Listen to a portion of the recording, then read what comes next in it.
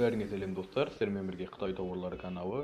Бүгін мен сіздерге AliExpress сайтынан топ 5 қандай пышақ сатып алуға болатынын көрсететін боламын.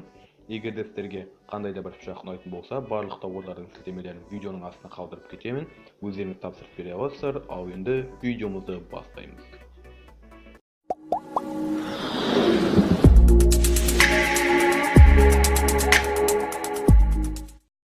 Ең бірінші пышақ ол кілттерді етіп жасалынған пышақ.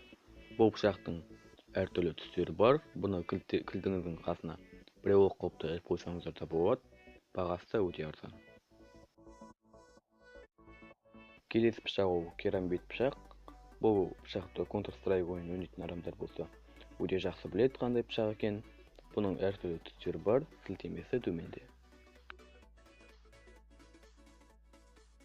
Үшінші пышақ ол скальпель.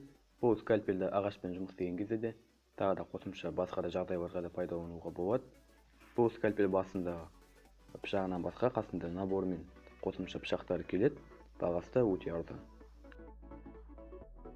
Келесі пышақ ол керамикалық пышақ. Бұл пышақтың әртүрлі түстері бар. Бұны көбіне ас үйге қолданады. Бағасы да өте қымбат емес.